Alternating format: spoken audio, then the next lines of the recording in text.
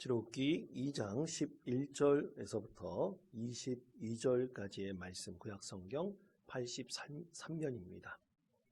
이 말씀을 제가 봉독합니다.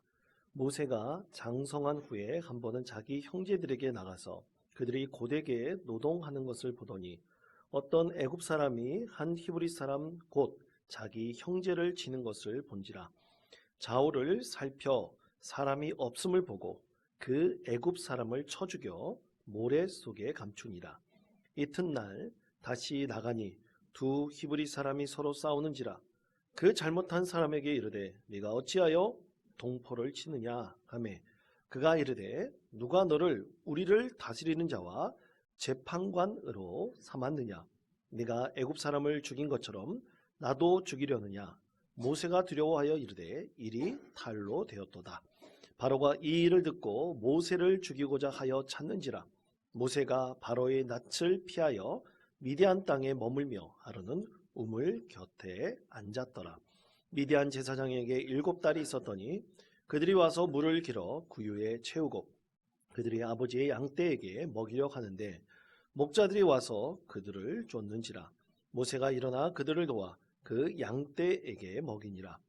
그들이 아버지 루엘에게 이를 때 아버지가 이르되 너희가 오늘은 어찌하여 이같이 속히 돌아오느냐. 그들이 이르되 한 애굽 사람이 우리를 목자들의 손에서 건져내고 우리를 위하여 물을 길어 양떼에게 먹였나이다. 아버지가 딸들에게 이르되 그 사람이 어디에 있느냐. 너희가 어찌하여 그 사람을 버려두고 왔느냐. 그를 청하여 음식을 대접하라 하였더라. 모세가 그와 동거하기를 기뻐하매 그가 그의 딸 십보라를 모세에게 주었더니 그가 아들을 낳음에 모세가 그의 이름을 게르솜이라 하여 이르되 내가 타국에서 나그네가 되었음이라 하였더라. 아멘. 사랑하는 성도 여러분, 우리 교회는 매년 송구 영신 예배를 드릴 때 말씀 카드를 하나씩 이렇게 성도들에게 뽑도록 합니다.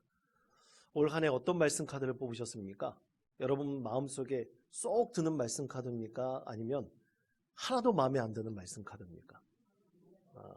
들으신 분이군요. 예. 혹시 못 뽑은 분들 계십니까? 있으면 이따가 교육자실에 가서 하나씩 뽑으시기 바랍니다. 근데 집사님 저도 못 뽑았습니다. 그러니까 꼭 뽑으셔가지고 오늘 하나님께 우리에게 어떤 기도의 통로가 되는 말씀을 주실까 한번 기대해 보시기 바랍니다. 근데 혹시 지금은 마음에 든다고 얘기하신 분도 계시지만 속으로는 목사님 마음에 안 들어요. 그런 분도 계실 거예요. 그러면 가서 바꾸십시오. 바꾸셔도 무방합니다. 근데 너무 자주 바꾸면 안 돼요. 왜냐하면 다 마음에 안 들 수도 있지 않습니까? 그러면 안 되고 혹시 이것이 나에게 마음에 안 든다 그러면 바꾸셔도 됩니다. 왜냐하면 여러분 이것은 제비뽑기 해가지고 뭐 점쟁이처럼 이것이 올 한 해 내 운수 대통하는 말씀이다 이런 게 아닙니다. 이것은 뭡니까? 우리가 기도하기 위해서 이 말씀을 늘 묵상하고 내 삶의 기준으로 삼을 때 하나님께 더 기도하는 기도의 통로가 되기 위한 말씀이죠. 그러므로 여러분 그 말씀을 붙들고 올 한 해 내가 이 말씀이 꼭 이루어지기를 늘 하나님께 기도하시길 권면합니다. 제가 예전에 신대원 한번 떨어진 적이 있었을 때 그때 너무나 마음이 상심이 됐습니다. 그때 그 교회도 송구 영신 예배 때 꼭 말씀 카드를 하나씩 뽑아라고 그랬어요. 저도 말씀 카드 하나 뽑았는데 그때 제가 굉장히 큰 영적인 임팩트를 받았습니다. 그 말씀이 욥기 23장 10절 말씀이 그러나 내가 가는 길을 그가 아시나니 그가 나를 단련하신 후에는 내가 순금같이, 그때는 정금같이였습니다. 정금같이 되어 나오리라, 순금같이 되어 나오리라 이 말씀이었어요. 근데 제가 그때 한번 떨어지고 나서 이게 하나님께서 나에게 주신 길인가? 과연 내가 이 길을 가야 되는가? 굉장히 방황하고 있었거든요. 그럴 때 이 말씀을 주셨을 때 그 말씀이 저에게 큰 힘이 되었습니다. 위로가 되었습니다. 여러분, 과연 하나님께서 나에게 어떤 것을 올 한 해 이루기를 원하시는지 여러분 그것을 한번 기도해 보시고 또 기대해 보시기를 바랍니다. 우리 하나님께서는 이렇게 말씀을 통해서 우리에게 영적인 임팩트를, 어떤 충격을 줄 때가 있습니다. 그러나 여러분, 우리가 하나님의 뜻을 알게 될 때 어떤 한 사건, 어떤 한 일을 통해서도 알려주시지만 굉장히 많은 신앙적인 경험과 연단을 통해서 오히려 우리는 하나님의 뜻을 더 깊이 깨닫게 되고, 하나님께서 그 부족한 우리 믿음 가운데 샘을 주시는 것을 우리는 분명히 알게 됩니다.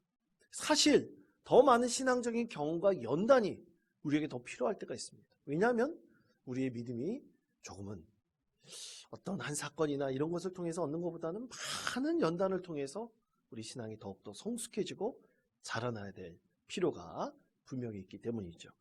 그래서 우리 그리스도인들이 내 스스로 영적 한계를 직시하게 될 때, 우리가 그런 한계 가운데 놓였을 때 우리에게 굉장히 매력적인 하나님의 말씀이 있습니다. 그것은 로마서 8장 28절의 말씀입니다.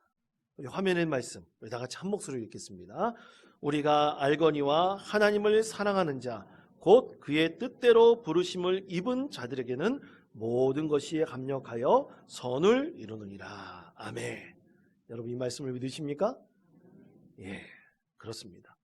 근데 여러분, 이 말씀을 우리가 그냥 믿는다, 단순하게 믿는다라고 해서 될 것은 아닙니다.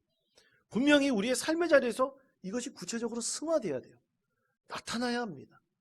그런데 여러분, 우리 하나님의 선하심이 나의 삶에서 이렇게 잘 나타나면 얼마나 좋을까요? 그런데 사실은 우리의 삶의 자리에서 그렇게 잘 나타나지 않는 경우가 훨씬 더 많이 있습니다. 왜냐하면 이 하나님의 선하심을 나타나게 할 때 우리의 인생 가운데 너무나 많은 방해물들이 있기 때문이죠. 어떤 것들은 큰 장벽처럼 느낄 수도 있고요, 어떤 것은 아주 낮은 작은 돌뿌리처럼 보일 수도 있지만 그렇게 쉽게 넘어지게 할 수도 있습니다. 그래서 우리는 많은 신앙적인 경험과 이 연단을 통해서 우리는 분명히 깨닫는 것이 있어요. 오늘 로마서 8장 28절처럼 모든 것이 합력하여 하나님의 선을 우리 삶의 자리에서 분명히 이룬다는 분명한 사실입니다. 그래서 더할 나위 없는 우리 하나님의 은혜를 깨닫게 하죠. 여기서 중요한 것이 있습니다. 반드시 우리 하나님의 뜻대로 부르심을 입은 자라는 것입니다. 하나님의 뜻대로 부르심을 입은 자에게는 모든 것이 분명히 합력하여 선을 이루게 하십니다. 하나님의 선을 이루게 하십니다. 이런 믿음이 전제되어서 우리가 하나님의 선하심이 나타나기를 간절히 또 간절히 하나님께 기도하면 반드시 하나님의 선하신 뜻이 우리 가운데 나타납니다. 자, 그러면 얼마나 많은 신앙의 선조들이 이런 신앙의 여러 가지 연단들, 장애물들을 극복하면서 하나님의 선하신 뜻이 그들의 인생 가운데 나타났는지 우리는 말씀을 통해서 잘 알 수 있습니다. 오늘 말씀의 대표적인 사람은 바로 모세입니다. 모세는 이런 신앙의 여러 연단들을 통해서 하나님께서는 그 모든 것을 합력하여 선을 이루도록 하셨습니다. 자, 여러분, 모세의 삶을 우리가 몇 가지 포인트로 나누면 보통 그의 연수에 따라서 한 3가지로 구분을 하죠. 그가 태어나서 40세까지 애굽의 왕자로 살았던 시대, 또 40세에서부터 80세까지 그가 광야의 목자로 살았던 시대, 그리고 80세부터 120세까지 하나님의 부르심을 받아서 하나님의 사명을 감당했던 시대, 이렇게 구분하기도 합니다. 그런데 또 하나의 포인트가 있어요. 구분은 바로 그가 하나님을 알았던 때와 하나님을 몰랐던 때입니다. 그렇게 구분할 수 있습니다. 그럼 하나님을 알았던 때와 몰랐던 때를 어떻게 구분할 수 있을까요? 바로 그의 나이 80세까지입니다. 모세는 80세까지 하나님을 알지 못했어요. 성경 말씀 어디를 찾아봐도 그가 하나님을 알았다는 얘기가 없습니다. 근데 너무나 늦은 나이에 노인이 되었을 때 80세에 누구를 만났습니까? 하나님을 만났죠. 그때 하나님의 부르심을 그가 깨닫게 되었습니다. 그러므로 우리가 하나님의 인생, 하나님께서 우리를 부르시고 하나님께 함께 하시는 그 인생이 사실 어떤 사람에게는 굉장히 길 수도 있고요. 어떤 사람에게는 좀 짧을 수도 있습니다. 그러나 여러분, 그것은 중요한 것이 아닙니다. 하나님께서는 먼저 된 자를 나중되게 하시기도 하시고, 나중된 자를 또 어떻게 하시기도 하십니까? 먼저 된 자로 만드시기도 하십니다. 그러나 우리가 분명히 알아야 될 것은 모세가 80세까지 하나님을 알지 못했던 그 시대, 그 시간, 헛된 시간일까요? 아닙니다. 하나님의 뜻을 이루기 위해서 그를 준비시켰던 시간입니다. 이것이 분명히 있습니다. 그래서 하나님께서는 그를, 이스라엘 백성들을 이끌고 나가, 수백만 명이나 되는 사람들을 이끌고 나가 하나님께서 약속하신 그 가나안 땅으로 들어가기 위해서 모세라는 사람을 준비시키는 시간이 80년이었다는 것입니다. 그것도 하나님을 알지 못하던 사람을 하나님께서 준비시켰다는 데 중요한 영적인 의미가 있습니다. 자, 그것을 이해하기 위해서요, 여러분, 우리 하나님의 말씀을 한번 함께 나눠봤으면 좋겠습니다.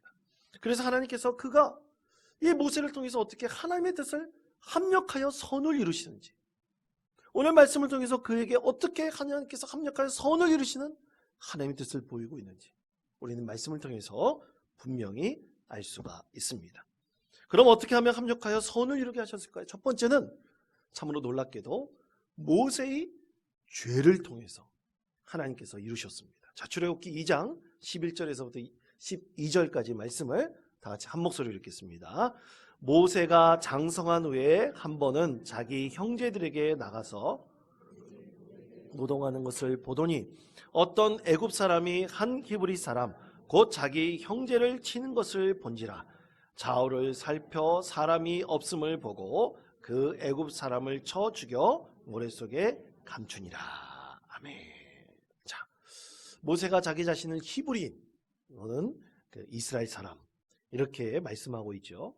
또 11절 말씀에 모세가 장성한 후에 한 번은 자기 형제들에게 나가서라고 했습니다. 이 장성하다라는 뜻은 그냥 나이 먹었다는 뜻이 아닙니다. 자라났다는 뜻이 아니에요. 그가 이 40세 될 때까지 그렇게 이 능력이, 그리고 그가 갖고 있는 지혜가 함께 성장했다는 뜻을 가지고 있습니다. 그렇게 성장했던 그가 그의 형제들에게 나아갔다. 이것에 대해서 사도행전 7장 23절에서는 나이가 40이 되매 그 형제 이스라엘 자손을 돌볼 생각이 나더니, 이렇게 말씀하고 있습니다. 그러니까 그가 이 40세 될 때쯤 자기 자신이 누구인지를 알아내면 그의 정체성은 히브리인이다, 이스라엘 사람이라는 것을 그가 알았다는 것을 우리 말씀을 통해서 추정할 수 있죠. 그런데 모세가 자신의 의기를 참지 못하고 자신의 동족을 해롭게 하는 애굽 사람을 죽였죠. 이 애굽 사람이라고 했을 때 아마 관리인이나 군인 정도로 우리가 이해할 수 있을 것입니다. 그런데 여러분, 혹자는 이렇게 생각합니다. 모세가 애굽의 왕자 아닙니까? 근데 왕자가 진짜 왕의 말이라면 다 법이 되던 그런 시대에 왕자가 애굽 사람 한두 명 죽였다고, 과연 그것이 큰 죄가 됐을까? 아마 거기에 대해서 의문을 가질 수가 있을 겁니다.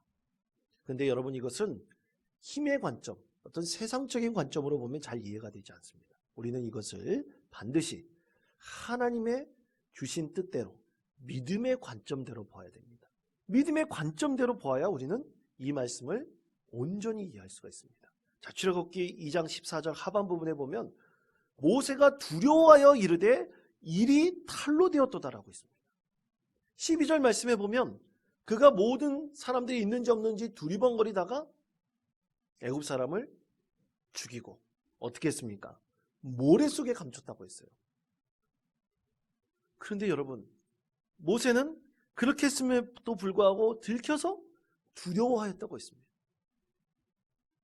이것은 어떻게 보면 영적인 두려움입니다. 세상적으로 그가 갖고 있는 힘과 권력으로는 다 감출 수가 있어요. 무마시킬 수가 있어요. 그렇지만 그는 영적으로 두려움을 느꼈습니다. 그리고 그는 바로가 그를 죽일 것 같다는 그 바로에 대한 두려움 때문에 그는 어떻게 됐습니까? 왕궁에서 쫓겨나 도망자 신세가 되었습니다.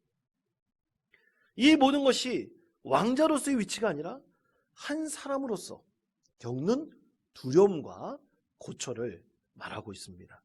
다시 말해 하나님께서는 모세의 죄를 통해 모세가를 새로운 인생을 살도록 그를 광야로 이끄신 것입니다. 여러분, 사람은 누구나 죄를 짓습니다. 누구나 실수를 합니다. 이 세상에서 실수하고 죄를 짓지 않는 사람은 단 한 사람도 없습니다. 그러면 어떤 사람은 그런 죄와 실수 가운데서 자기 인생을 새롭게 하는 전화위복의 계기로 삼는 사람이 있지만 전복유아의 잘못되기를 사람도 분명히 있습니다. 그러면 여러분, 전화위복과 전복유아는 무슨 뜻일까요? 한번 화면을 봐주십시오. 전화위복이라는 것은 말 그대로 재앙을 받고 오히려 복이 되게 하는 거예요. 전복유아는요, 자기 복을 받고 오히려 화가 되게 하는 것입니다. 이 둘은 비슷하지만 완전히 다른 뜻이에요. 그러면 우리는 선택할 수 있습니다. 우리가 어떤 죄, 실수를 전화위복의 계기로 삼을 것인가, 아니면 전복유아로 내가 받은 복도 다 놓칠 수 있을 것인가. 오히려 전화위복의 계기로 삼는다면 그 가운데서 하나님께서 나에게 어떤 것을 주시는지, 무엇을 말씀하시는지 우리는 분명히 깨달을 수가 있습니다. 그러면 하나님께서는 이 모세의 죄를 통해서 어떻게 하여 합력하여 선을 이루도록 하셨을까요? 여러분, 분명한 것은 하나님께서 모든 것을 합력하여 선을 이루기 위해서 전화위복의 계기로 그를 삼게 해주셨던데 분명한 중요한 포인트가 있습니다. 그럼 어떻게 전화위복의 계기를 삼으셨을까? 그것이 바로 두 번째입니다. 그것은 모세가 만남을 통해서 하나님께서 전화위복의 계기를 삼도록 하셨습니다. 자, 출애굽기 2장 16절에서부터 17절까지 말씀입니다. 다 같이 한 목소리로 읽겠습니다. 미디안 제사장에게 7달이 있었더니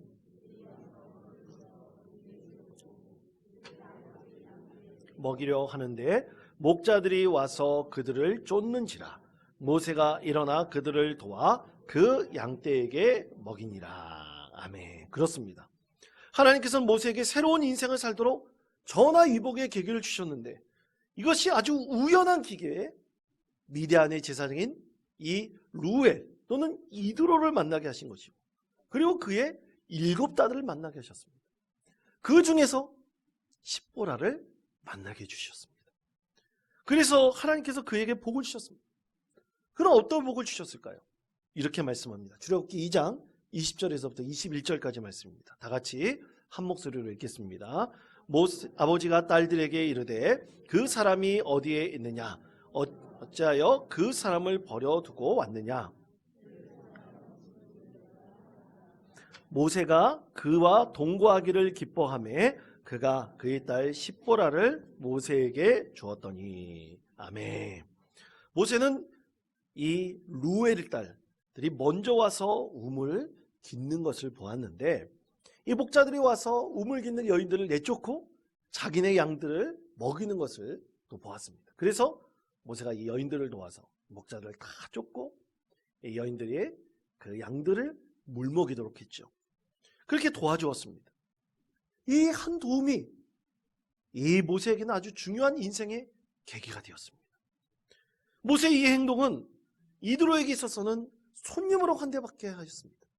그리고 그곳에 더 이상 나그네가 아닌 정착하는 고향과 같은 집을 하나님께서 허락해 주셨고요. 그리고 그 중에서 십보라라는 여인을 만나게 하셔서 서로 사랑하게 하셨고 한 가정을 하나님께서 이루도록 하셨습니다. 이 모든 가정에 하나님께서 합력하여 선을 이루도록 하신 것이죠. 그런데 여러분, 여기서 아직 우리가 중요한 것을 봐야 됩니다. 이것은 모세가 과연 하나님이 어떤 분인지 알고 있었느냐라는 것입니다. 그러나 여러분, 이전까지 모세는 하나님을 만나기 전까지 하나님을 몰랐습니다. 알지 못했습니다.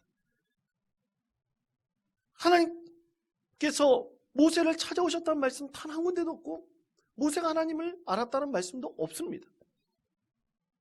동족을 괴롭히는 애굽인을 의기로 죽인 것만을 말씀하고 있지 하나님을 믿었다는 말씀이 전혀 없습니다. 그러면 과연 하나님께서 이 믿지 않는 자에게도, 믿음이 없는 자에게도 합력하여 선을 이루실까요?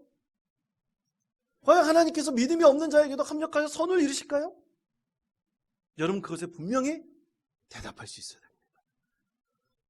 그것은 예스입니다. 분명히 하나님께서 믿지 않는 자를 통해서도 합력하여 선을 이루십니다. 그것에는 분명한 전제가 있죠. 자, 여러분, 우리 로마서 8장 28절 말씀을 다시 한번 우리 한 목소리로 읽겠습니다. 이곳에 답이 있습니다. 다 같이 읽겠습니다.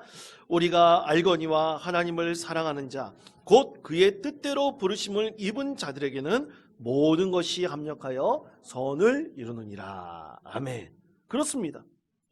아직 하나님께서 한 사람을 부르지 않으셨지만 하나님께서 뜻대로 부르시고자 선택한 사람이 하나님께서 분명히 그 부르심에 응답하심에 예정되어져 있습니다. 그래서 반드시 하나님께서는 그 뜻을 이루시기 위해서 그의 인생 가운데 여러 가지 경험을 하게 하십니다.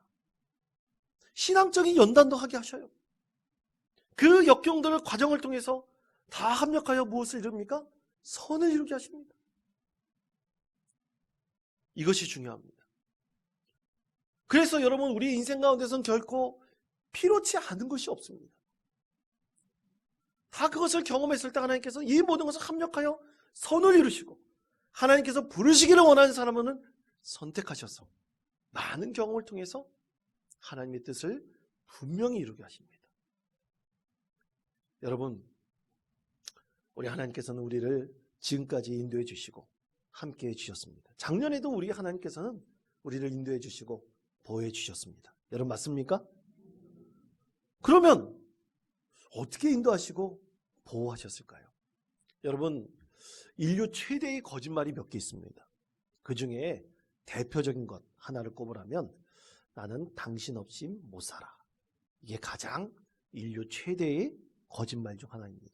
여러분, 믿습니까? 전혀 안 믿으시는군요. 우리 옆에 혹시 부부가 앉아 계시면 한번 물어보세요. 나는 당신 없이는 못 살아. 한번 물어보십시오. 전혀 안 하시는군요. 예.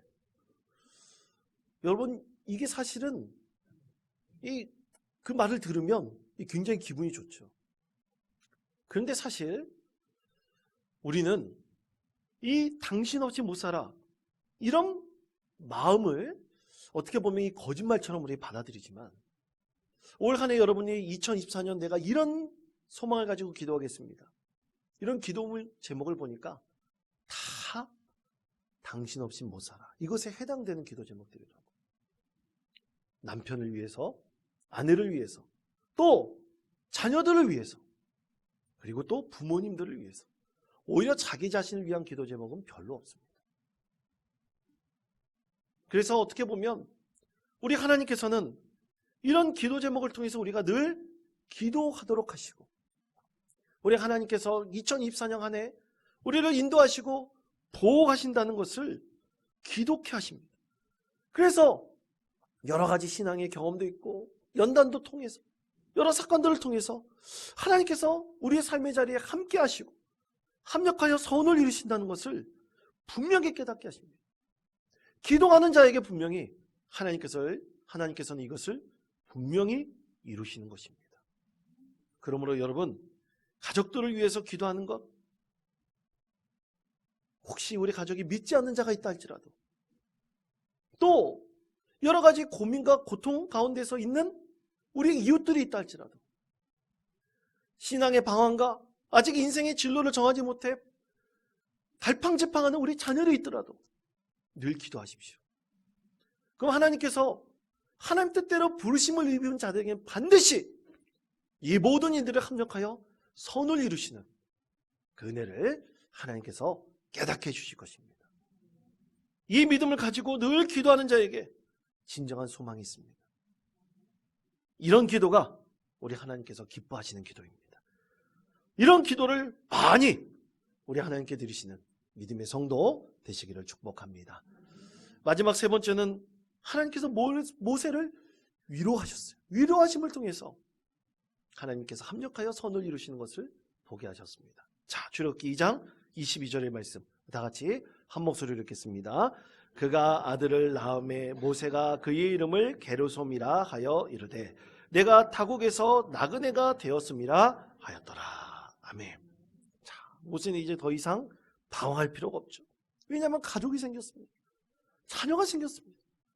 자녀는 타국에서 나그네 되었다라는 이름의 게르솜이라고 이름을 지었어요. 진짜 나그네 됐다는 얘기가 아니라 이제는 그 역설적으로 이제 내가 가족이 생겼고 내가 인생의 방향을 정했고 하나님께서 나에게 복을 주셨다는 것을 분명히 깨닫게 해주시는 이름이 바로 게르솜이죠. 하나님께서 그렇게 낭만과 좌절로 살 수밖에 없는 모세를 축복하셔서 가족을 이루게 하시고 또 사랑하는 자녀까지 주셨습니다. 이 모든 것들을 합력하여 선을 이루도록 하나님께서 그에게 은혜를 베풀어 주신 것이죠. 여러분, 그렇습니다. 하나님께서는 믿지 않는 자를 부르시기 위해 인생의 여러 과정을 겪게 하시고 그 사람을 단단하게 만드십니다. 그리고 변화된 인생 되게 충만한 사람으로 만드셨어요. 그래서 언젠가 하나님께서 그를 부르셔가지고 그를 통해 하나님의 귀한 뜻을 이루도록 하십니다. 그것이 하나님께서 우리에게 베푸신 하나님의 은혜입니다. 그래서 모든 사람들은요, 믿는 사람이든 믿지 않는 사람이든 대기만성의 축복이 분명히 있습니다. 이 대기만성의 축복을 주십니다. 그래서 올 한 해를 하나님께서 여러분에게 기도함으로 시작하게 하셨고 또 새해에 더 많은 은혜를 베푸시기를 간절히 원하고 계십니다.